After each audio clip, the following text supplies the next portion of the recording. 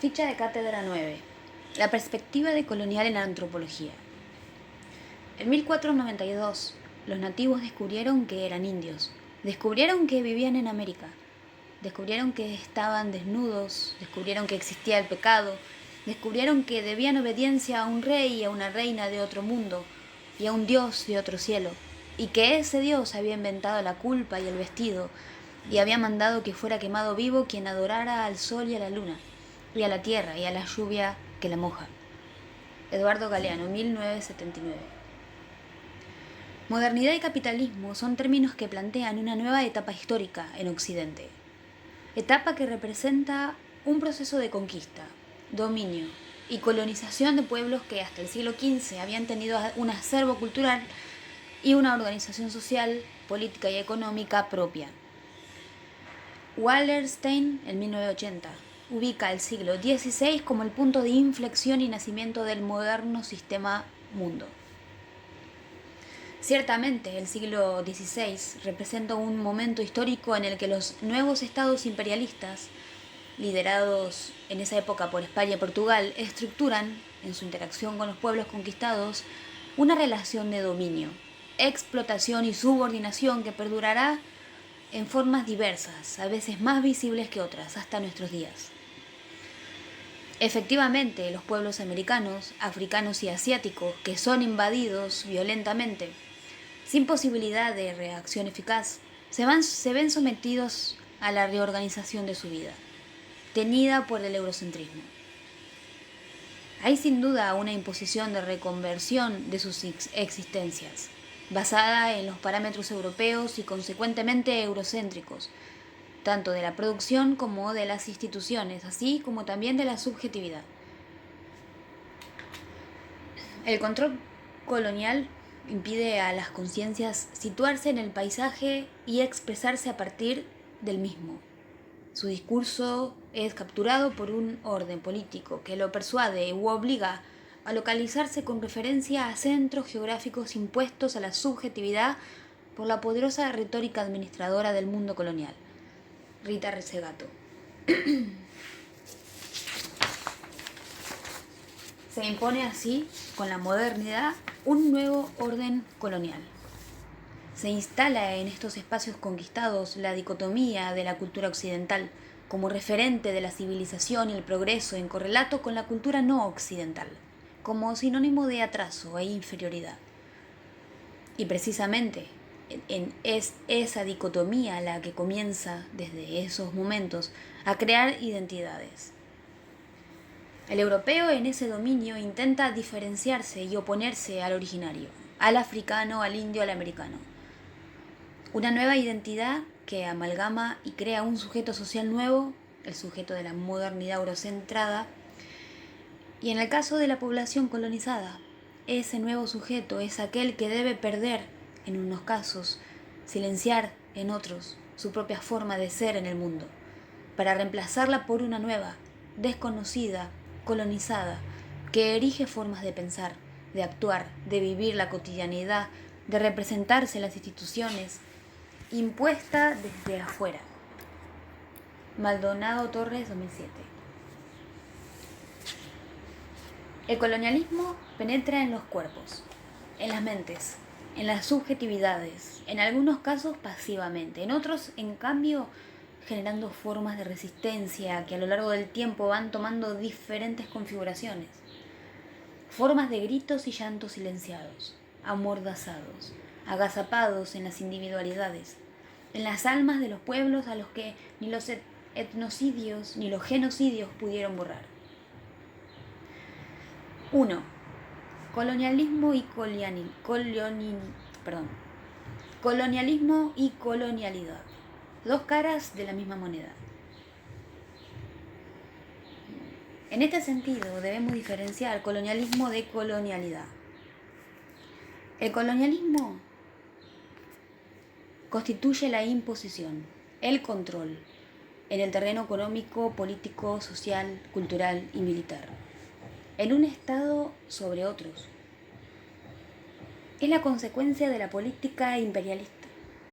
ejercida en el siglo XVI y XVII por Portugal y España, y ya en los siglos XVIII y XIX por Gran Bretaña, Holanda, Francia y luego Alemania, y otras naciones europeas que se irán sumando. Conforma así el proceso de ocupación y determinación externa de territorios, pueblos, economías, culturas.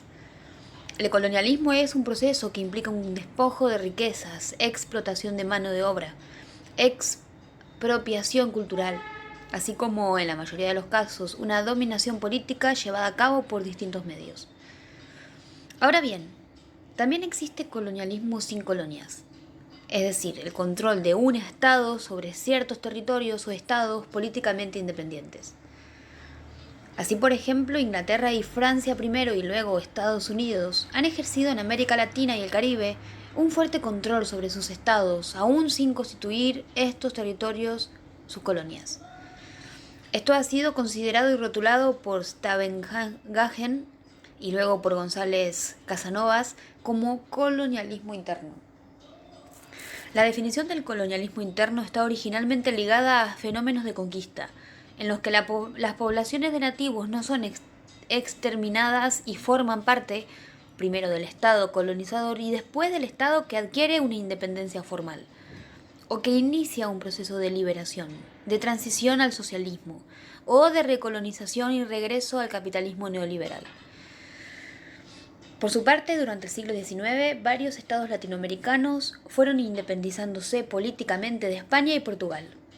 Así como también durante la Guerra Fría, África y Asia fueron testigos de un fuerte proceso de descolonización, en el sentido político. Es decir, africanos y asiáticos comenzaron a controlar sus propios estados. Sin embargo, esta independencia política no se tradujo en una ruptura del colonialismo. De hecho, esa supuesta descolonización fracasó, precisamente porque el nuevo Estado independiente no cuestionó la economía, la organización política, las instituciones sostenedoras de los esquemas coloniales. El sistema colonial seguía reproduciéndose bajo la forma de un Estado independiente. No pudieron entonces lograr una verdadera descolonización. Para poder entender esto debemos remitirnos al concepto de colonialidad. La colonialidad representa el proceso por el cual esa dominación y explotación del poder imperial se instaura y reproduce en los pueblos conquistados y dominados. Este poder se caracteriza por imponer un orden donde los dominados devienen en los sectores subalternos, donde son racializados y convertidos en inferiores, donde la explotación se naturaliza, donde la dependencia cruza y atraviesa los cuerpos. La colonialidad constituye ese proceso que impregna las subjetividades y genera identidades funcionales al Estado colonizador, así como naturaliza la asimetría, la desigualdad, la marginalidad del colonizado respecto al colonizador. Estas identidades dan cuerpo a la subjetividad del poder. El ser europeo o parecerse es sinónimo de superioridad y consecuentemente de poder. Entonces ambos fenómenos, colonialismo y colonialidad, aparecen íntimamente unidos y en la historia de la modernidad y posmodernidad como indisolubles. Ahora bien, refiriéndonos particularmente a la colonialidad latinoamericana, uno de los precursores en el análisis crítico del tema y creador de la expresión colonialidad del poder es Aníbal Quijano. Este autor realiza un análisis contestatario de la colonialidad latinoamericana, refiriéndose a tres categorías, a saber, la raza en relación a la categoría étnica, el trabajo refiriéndose a lo económico y el género como categoría social. Así pues, la raza constituiría el eje fundamental sobre el cual se sustenta la dominación europea sobre la latinoamericana. Sin duda, la raza plantea una diferencia biológica que viene a ubicar a unos y otros en un sistema de superioridad-inferioridad natural. El europeo por un lado, el originario, el indio americano, por el otro. Una inferioridad que precisamente por ser considerada biológica no puede revertirse. Los europeos blancos en la escala evolutiva superior e indios, mestizos, negros, mulatos y sus infinitas combinaciones debajo de esa línea, los inferiores. Se configuran y legitiman así en el orden del colonialismo y la colonialidad relaciones asimétricas de superioridad blanca y europea, quienes por su condición racial son los que dominan, y el resto, las otras razas etnias, a quienes les corresponden ser naturalmente las dominadas. Respecto a lo económico, en ese nuevo sistema mundo que la modernidad trae consigo, el capitalismo es la fase que viene a despojar al hombre de sus factores productivos y a obligarlo a vender su fuerza de trabajo para su subsistencia.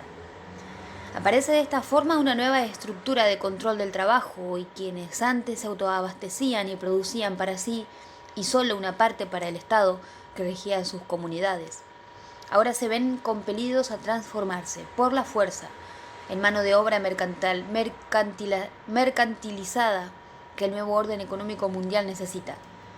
La población, otrora dueña de las tierras americanas, debe someterse a un nuevo patrón global de control de trabajo, producción y recursos. Y finalmente, desde lo social, las relaciones intersexuales aparecen planteadas y determinadas por el modelo del patriarcado. Un patriarcado más fuerte y violento del que ya existía en muchas comunidades, previo a la llegada del colonizador. Este patriarcado eurocéntrico plantea una inequidad de género entre varones y mujeres, que también aparece como naturalizada. Las mujeres poseen una capacidad biológica como madres, cuidadoras, protectoras del hogar. Y en este sentido son las mujeres a quienes les corresponde refugiarse en el ámbito privado y dedicarse a los cuidados de las unidades familiares, con su correlato de trabajos no remunerados.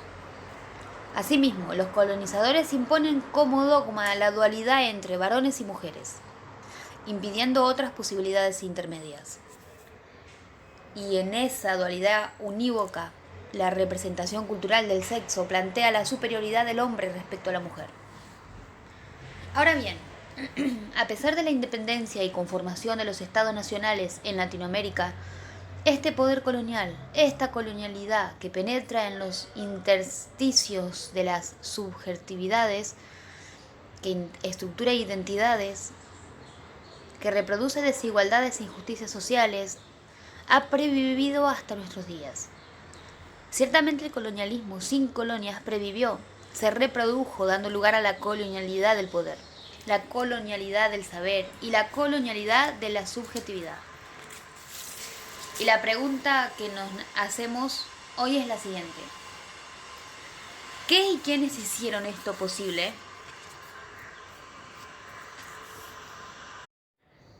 Mignolo el 2000 y González Casanovas en el 2003 atribuyen al Estado la reproducción del poder colonial que aún sigue vigente en nuestros pueblos latinoamericanos. Es un hecho que en el interior de nuestras sociedades perviven relaciones sociales que reproducen las lógicas coloniales. En nuestros estados, nación, en nuestras sociedades latinoamericanas siguen existiendo esas líneas radicales, al decir de Boaventura de Sousa Santos, que dividen la realidad en dos universos.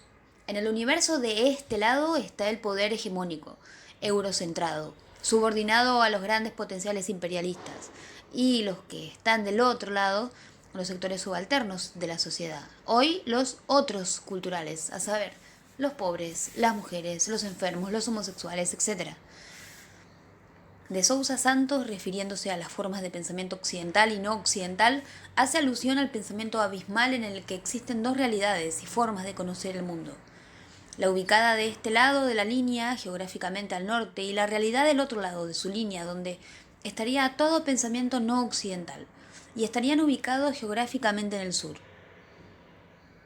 La división es tal que el otro lado de la línea desaparece como realidad, se convierte en no existente, y de hecho es producido como no existente.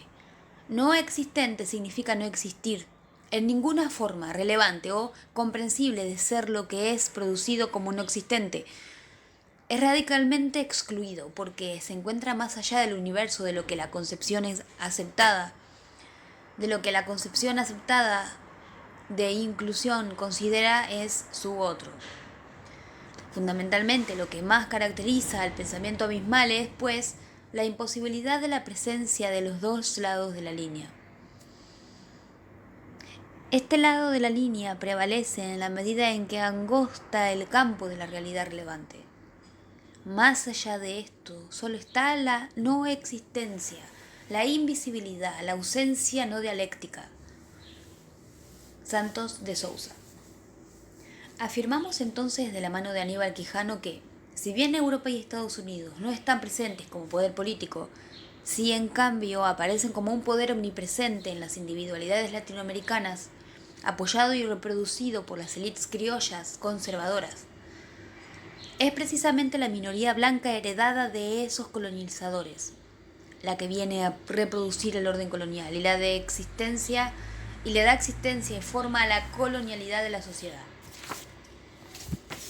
Nos dice Quijano en el 2014. En las sociedades iberoamericanas, la pequeña minoría blanca que tenía los controles de los estados independientes y las sociedades coloniales no tenían nada en común con los indios negros y mestizos, porque sus intereses sociales estuvieron hechos en función del dominio, explotación de esos sectores sociales. Así, las nuevas élites del poder que surgen después de las independencias políticas, los dominadores de los nuevos estados independientes de América, siguen subordinados a los dominadores europeos, a los que se agrega en el siglo XX Estados Unidos. Estas élites al poder se convierten en los socios menores de las burguesías europeas capitalistas que con otras formas siguen implementando una política de dominación cultural y económica. Ahora con ausencia de las oligarquías en el poder. La dependencia histórico-estructural entonces sigue en pie. Y es posible porque el poder hegemónico reproduce la desigualdad y el colonialismo. El colonialismo en el poder sigue vigente en nuestras sociedades latinoamericanas. Eso es lo que constituye hoy la colonialidad del poder. Si los pueblos no se ilustran, si no se divulgan sus derechos, si cada hombre no conoce lo que puede, vale, debe, nuevas ilusiones sucederán a las antiguas y será tal vez nuestra suerte cambiar de tiranos sin destruir la tiranía. 2. Colonialidad del poder. Colonialidad del saber. Binomio perfecto. Las formas hegemónicas de poder crean, en el ámbito epistemológico, discursos y prácticas que son concebidos y percibidos como universalistas. Las ciencias sociales se gestan en la modernidad y se construyen como tales, a modo de ciencias racionales, a fines del siglo XIX. Son precisamente esas ciencias sociales entre las que se encuentra la antropología, con sus teorías y métodos con los que nos hemos formado. En este ámbito moderno, colonial, eurocentrado, se conforma la academia que forma y legitima la profesión de los antropólogos. Y son precisamente estas ciencias sociales formadas y fomentadas en el norte colonial que anulan toda otra forma de pensar y conocer que no responda a ese paradigma. Invisibiliza en su discurso occidental la heterogeneidad de la realidad latinoamericana y sus variados y múltiples formas de aprender y aprender el mundo que no coinciden con esos cánones coloniales. En este sentido nos encontramos con lo que Aníbal Quijano llama racismo epistémico. La ciencia es blanca, occidental, racional y cartesiana, eurocéntrica. Su retórica es colonial, precisamente porque las epistemes, los saberes de quienes han sido colonizados, han sido discriminados, negados, acallados. Y esta discriminación ha sido avalada por la academia y las instituciones de esos estados que no lograron descolonizarse. El proceso genocida que tuvo lugar en la conquista de América conllevó un sacrificio de otra ciencia, la de los nativos. Su cultura fue considerada como una no cultura. Así, reprimieron tanto como pudieron, es decir, variables medidas según los casos, las formas de producción de conocimiento de los colonizados, sus patrones de producción de sentidos, su universo simbólico, sus patrones de expresión y la objetivación de la subjetividad. La represión en este campo de conocimiento más violento, profunda y duradera, condenaron a ser subcultura, campesina y letrada, despojándolos de su herencia intelectual objetivada. Aníbal Quijano, 2014. Ahora bien, en la década de 1980 comenzaron a aparecer los estudios en ciencias sociales, desde las naciones colonizadas de América Latina y África, intentando mostrar las herencias coloniales. Frente a esquemas universales como los neomarxistas, que ya no pueden responder a las nuevas realidades, van apareciendo reivindicaciones y rupturas de lineamientos dicotómicos, frente a los que se hace necesario una nueva visión, conocimiento y explicación de la realidad, que dé forma y letra a esos otros que vienen exigiendo su protagonismo y su visibilización. Se pone de manifiesto desde entonces la denominada por Lander colonialidad del saber, en la que la única forma de conocer el mundo es la eurocéntrica. El único saber científico, objetivo, neutral y descolonizado es el occidental, gestado en las potencias europeas de los siglos XIX y XX. Edgardo Lander reconoce que una de las consecuencias de la colonialidad del poder fue la creación de instituciones que legitiman y mantienen el control sobre el conocimiento. Entonces, Lander reconoce que una de las consecuencias de la colonialidad del poder fue la creación de instituciones que legitiman y mantienen el control sobre el conocimiento. Precisamente las universidades aparecen como los principales guardianes y legitimadores de ese poder eurocéntrico que anula todo saber diverso. Pero como señaláramos, desde las últimas décadas del siglo pasado, desde los países colonizados, se viene bregando por la ruptura de los paradigmas científicos europeos, intentando visibilizar, dar voz y protagonismo a quienes fueron acallados y ubicados en lugares subalternos y de negación de cientificidad. El objetivo opuesto es decolonizar el conocimiento, esto es, romper con los parámetros coloniales y refundar una nueva visión del mundo, una nueva forma de conocer que dé voz a los acallados por la imposición y reproducción de la modernidad y su racionalidad colonial. 3. La perspectiva decolonial. Ciertamente ante los discursos y saberes que, ya sea sosteniendo la visión colonial, sustentada en la visión del sistema mundo o planteando su visión crítica, como los estudios postcoloniales que resignifican las categorías coloniales, siguen sosteniendo la colonialidad del saber. Se plantea el giro decolonial, un giro revolucionario que rompa, desestructure, desnaturalice la colonialidad del poder y del saber. Este giro decolonial centra su preocupación y reflexión sobre la racionalización de las ciencias y específicamente de las ciencias sociales, así como en las instituciones que legitiman esos discursos, reproduciendo el orden colonial en el ámbito de la episteme. Se plantea entonces una nueva perspectiva, un nuevo pensamiento crítico sustentado en la perspectiva decolonial que visibilice y ponga a la luz los saberes subalternos, en su complejidad, en su verdadera historicidad, en su real heterogeneidad y los legitime. Grupos subalternos que no solo han sido los excluidos por los sectores hegemónicos, sino además, o fundamentalmente, los depositarios de lógicas no modernas. En esta línea de pensamiento, en el ámbito de las ciencias sociales, aparecen antropólogos como Rita Segato o Eduardo Restrepo, entre muchos otros, que vienen a plantear una crisis disciplinar y a romper con los modelos tradicionales coloniales e intentan rever su objeto de estudio, la otredad cultural, así como su metodología. Hay una revisión de prácticas y paradigmas que sustentaron esta disciplina. La propuesta, entonces, es plantear una visión decolonial de la ciencia, que rompa tradiciones eurocentradas y se disponga de una vez y para siempre a la interpelación de esos otros que han constituido el objeto de estudio de la antropología.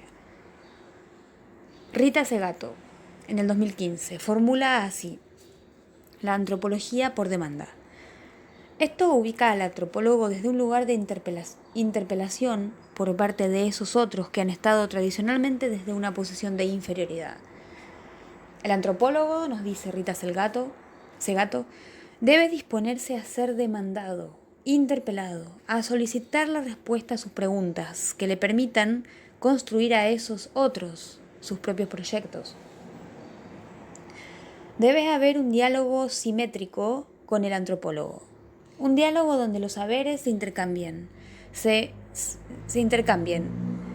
semanticen mutuamente, se aprendan y aprehendan y formen así un lenguaje común que permita a esos otros convertirse en un nosotros.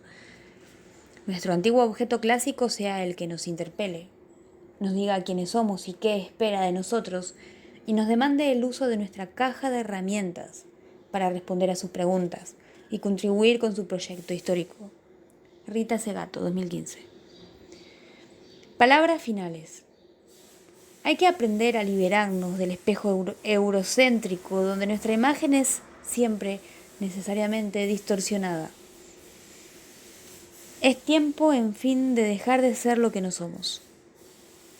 Los antropólogos, junto con otros cientistas sociales, tienen hoy una tarea ardua, revolucionaria, pero no por eso menos interesante, y es la de romper, de construir los modelos eurocentrados y plantear un ámbito disciplinar que por fin muestre los saberes diversos, ricos, acallados, invisibilizados de nuestros pueblos y sectores subordinados. Una antropología, al decir de Rita Segato, litigante, al servicio, interpelada, que desestructure los paradigmas eurocéntricos de las formas del conocer y hacer científico. Una ciencia que le otorgue voz a quienes fueron amordazados, silenciados desde que el mundo se hizo moderno, capitalista, eurocéntrico y colonial. Una antropología que, como dice Sousa Santos, esté de este lado de la línea.